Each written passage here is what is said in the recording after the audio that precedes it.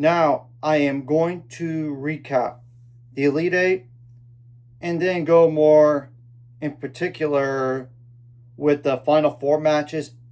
In addition, I will go over the national title match. I apologize for looking down because I cannot memorize all stuff. I started with the left side of the bracket and like the Wake Forest side in particular, and then go all the way down, and then the Texas side of the bracket and go all the way up. For the Elite Eight matches, by the way. The 1 seed Wake Forest did defeat 8 seed Arizona 4-1. Not a shock there. The 4 seed Virginia did defeat 5 seed Mississippi State 4-1. The 2 seed Texas did defeat the 10 seed Baylor 4-1, though it was without the doubles point. And granted, 3 of those singles wins were straight sets. They got a third set win. And Texas even claimed 5 first sets in general, and they were up a set, and Baylor was trying to force a third set, possibly at court 1. Possibly. And there was another third set, but that was a DNF. Now, this is what I call an upset in terms of seeding, though I expected it 100%. 6 seed TCU did defeat 3 seed Ohio State 4-3. Now, I'm just going to go over the 2 seed Texas versus 6 seed TCU match here. This was the third meeting between these two schools this year, and they did split. The first meeting was at the National Indoors. Texas won that match 4-3. Then they played in Austin. It was 4-1. TCU won that match. What happened in doubles? Duncan Chan and Cosme Roland de Raval from TCU defeated Colin Ovanatsky and Abel Forger 6-3. The number 3 doubles, Texas tied it up in terms of that. Like Oliver Ojakar and Sebastian Eriksson defeated Oliver Bonny and Maximus Dussault from TCU 6-2. So it came down to number 2 doubles. TCU got that match. Albert Pedrico and Cooper Wistendijk from TCU defeated Sebastian Gorsny and Lucas Mariano from Texas 6-3. If there was a weakness for Texas in terms of points, it was doubles. After all, they lost to Baylor the match before. Yet both these teams did have a day of rest in between, unlike the women's side. Now, what happened in singles? Well, Texas tied it up. Oliver Ojakar from Texas defeated Oliver Bonny 6-1, 6-3. Then Roger Pasquale from TCU defeated Lucas Marino 6-3, 6-0. You would have thought Texas would be favored in that spot. The only guy only lost 1 match all year. Not the case. Though it was a really good battle in terms of like record-wise this year. So maybe that was a toss-up in hindsight. Then Sebastian Eriksson from Texas defeated Cooper Wistendijk 7-6, 7-3 in the tiebreaker, 6-3 in the second set. Now, Albert Pedrico from TCU did defeat Abel Forger, though it was in 3 sets. 7-5, 1-6, 6-2. TCU only needed 1 more point to win the match.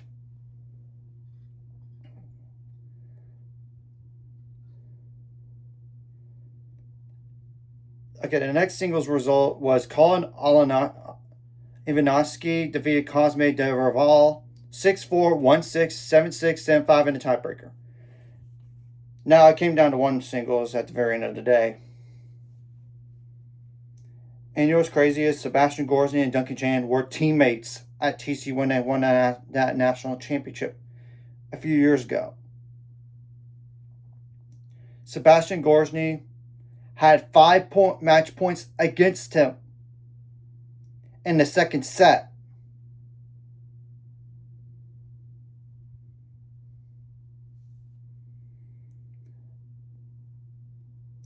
However, he came back to win against his former teammate at TCU, Duncan Chan. 4-6, 7-6, 7-4, and a tiebreaker, and then 6-3 in the third set. Duncan Chan has to feel sick to his stomach. After all, if he would have won that match in straights, TCU would have gone to their third straight national title match and possibly try to win their second in the last 3 years. Yeah, yikes. I mean, Duncan Chan was serving for it. He had 2 match points on his serve at 5-3. Then, obviously, Sebastian Gorsny broke him. Then he held. Then Duncan Chan held. It was 5-6. It was like 15-40. Duncan Chan had 3 match points. But it went to the tiebreaker, as you could tell. Wow. Now I'll go over like the 1 seed Wake Forest versus 4 seed Virginia match. And both of those matches, by the way, prior to this one, and this series this year, Wake Forest won both of those 4-2. And it was not shocking what happened in doubles, to be honest. Wake Forest took it. After all, DK Suresh and Andrew Delgado did defeat Mons Dahlberg and Dylan Dietrich at 1 double 6-3. Then the number 2 doubles, Mies Rottering and Kasper Sismikoyak defeated Andres Santamata-Rioig and Jong-Joon Kim from Virginia 6-4. And number 3 doubles was a DNF. I mean, Luca Powell and Arian Shaw was up like 5-4 against Styles Brockett and Keegan Rice from Virginia. That is one of the best doubles points in the entire country in general. I'm just saying, you're not beating Wake Forest in doubles that much, if any time at all this year. And believe it or not, the first singles result was actually a number 1 singles, though it was non-straight sets. Dylan Dietrich from Virginia did defeat DK Suresh 2-6, 6-0, 6-3. If there was a weak spot in singles this year for Wake Forest, it was at the 1 spot. Look at the record. And it was not shocking what happened after that. I mean, Wake Forest at court 6. Kasper beat Mons Dahlberg from Virginia 6-4, 6-2. Yeah, that's one of the better court 6s in the country. Then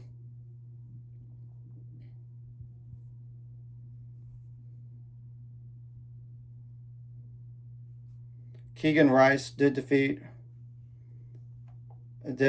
lose to Mies Rottering from Wake Forest 6-4, 6-3. So Wake Forest was up 3-1 in the dual match. While Styles Brockett had a comeback win against Joaquin Guillemette 3-6, 7-6, 7-2 in the tiebreaker, 6-3. Then the number 3 singles, Jong-Joon Kim from Virginia defeated Luca Powell 7-5, 5-7, 6-2. And it all came down to number 4 singles. Andres Santamarta-Rioig from Virginia defeated Arian Shaw 3-6, 7-6, 7-4 in the tiebreaker, 6-4. Yeah, Virginia won 4-3, despite losing doubles. Insanity right there.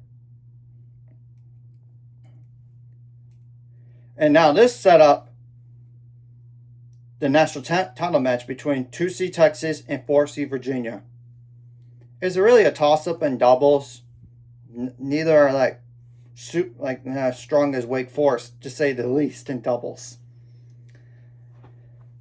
Okay, so Texas did win at number 3 doubles with Oliver Ojakar and Sebastian Erickson defeated Styles Brock and Keegan Rice 6-2 from Virginia. Then number 1 doubles, actually Virginia won that. Mons Dahlberg and Dylan Dietrich defeated Colin Odonoski and Abel Forger 6-3. And Texas won number 2 doubles. Sebastian Gorsny and Lucas Mariano defeated Andres Santamarta Riorig and Jungju Kim from Virginia 6-4. Texas was up 1-0. And really, the first singles result was Keegan Rice for Virginia defeated Colin Odonoski 6-1, 6-3. It was like a toss-up match, if you want to say it like that. Both of those were really good at Court 2 this year. I'm just saying. Then Oliver Ojakar from Texas did win against Andres Santamarta Riorig from Virginia 6-1, 6-4. Styles Brockett from Virginia did defeat Abel Forger 6-4, 6-4, and it's not shocking that Lucas Marino from Texas did win against Mons Dahlberg from Virginia 6-3, 7-5. I mean, look at that. That's a 1 of the week. Definitely Texas had the advantage there when you're looking at the match. Now, number 3 singles got interesting in the second set because, John Ju Kim from Virginia did defeat. He won the first set against Sebastian Erickson from Texas 6-1. That second set could have gone to a third. However, it did not. It was 7-6, second set win for John Ju Kim. 11-9 and a tiebreaker. Now it came down to number 1 singles against 2 of the better players in the entire country. It was very dramatic, to say the least. Sebastian Gorsny won the first set 7-6, 7-2 in a tiebreaker. Dylan Dietrich won the second set 6-4. So it came down to a third. And this was the only third set match of the day. I will say, Sebastian Gorsny was up 3-1, trying to serve to make it 4-1. He couldn't. Yeah, Dylan Dietrich broke back. Then he held. Then he actually broke him. And then Dylan Dietrich held again, to make it 5-3. And Sebastian Gorsny did face 2 match points on the serve, but he held. And by the time Sebastian Gorsny faced a third match point, aka the championship point, and that's what I should have really said before on the other 2 points, by the way. I apologize for not saying that until then, but you guys get the point. Dylan Dietrich was just too good on his serve. He won against Sebastian Gorsny in the third, 6-4. Virginia won 4-3, despite losing doubles. It just goes to show, if you lose doubles, you could come back and win. I mean, look at the Final 4 winners in the national title match. Seriously. Obviously, Texas wanted to get their second national championship. They couldn't. Texas finishes the year 29-7 overall. Now, Virginia finished 28-4 overall. And by the way, TCU did finish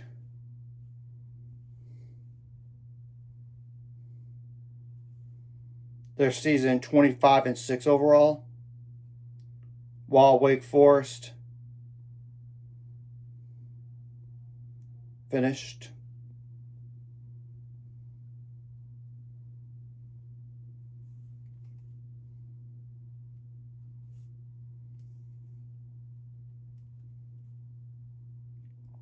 (34-4) overall. There basically no repeat champion occurred. Wake Forest not only didn't win the National Indoor Tournament like they did last year. Now they lost the NCAA tournament.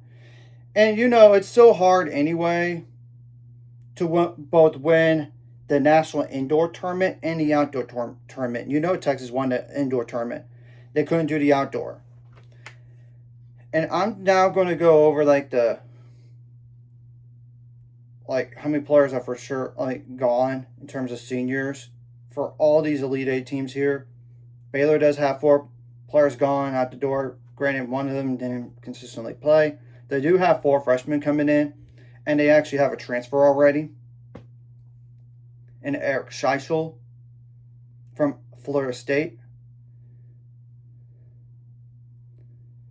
Now, DK Suresh from Wake Forest is the only senior, though. They're losing somebody else, apparently. And you could question about the timing of the post because it was during the Final Four match. I would have, and all this from that one source. And then the Georgia head coach got on that source. Could have waited after the match. It was over, possibly. And that would be Andrew Delgado. He's going to Georgia. So that's 2 players out the door. Now, Arizona does lose 1 senior, and that's Jay Friend, and that's their court 1. Now, Ohio State has to be kicking themselves a little bit because they had a really good roster this year, and they do lose 3 seniors, though 2 of those are consistent starts. The other one didn't even make the singles lineup. So, yeah, and TCU is they're going to lose 1 senior. They're already going to lose 2 players to the transfer portal. One of them is there actually on the way to Georgia as well. Believe it or not.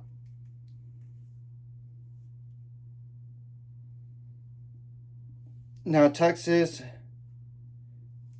Jonah Braswell is gone, though he did not start in singles ever since the round of 32 match. And there's obviously Sebastian Gorzny. That's a loss right there, number 1. And this is pending guys turning pro, by the way, because that could happen.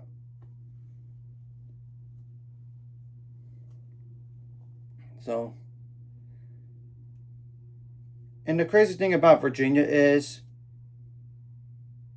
prior to the spring, they lost one of the better guys, Rafael Hodar, to the pros. And he turned pro. He's currently top 35 in the world in singles. They did this despite losing him. They do lose Mons Dahlberg. That's a singles starter and double starter. That's a loss right there. I know they got 2 other players that are seniors, but they don't hardly play, though. I don't think. And there's obviously Mississippi State. Oh, yeah. I should really go over the recruiting as well for up to this point. I apologize for that. So Wake Forest does have 1 player coming in. Arizona does have 1 player coming in. Ohio State has 2 players coming in. TCU technically only has 1 right now coming in. Texas does have nobody coming in at this time. Maybe that changes. We'll see, though. Virginia does have 2 players coming in.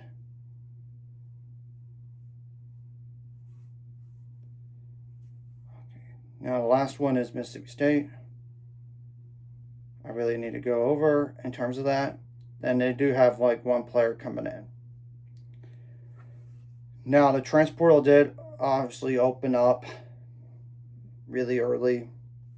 And maybe one day they should, for this sport, have the transfer portal open once the NCAA national title match is over. That's just my opinion. Just do it like football and basketball. I mean, I'm just, for both men and women, by the way. Yeah, it opened May 4th and it lasts till June 2nd. This in terms of entering, of course, you could sign at any time.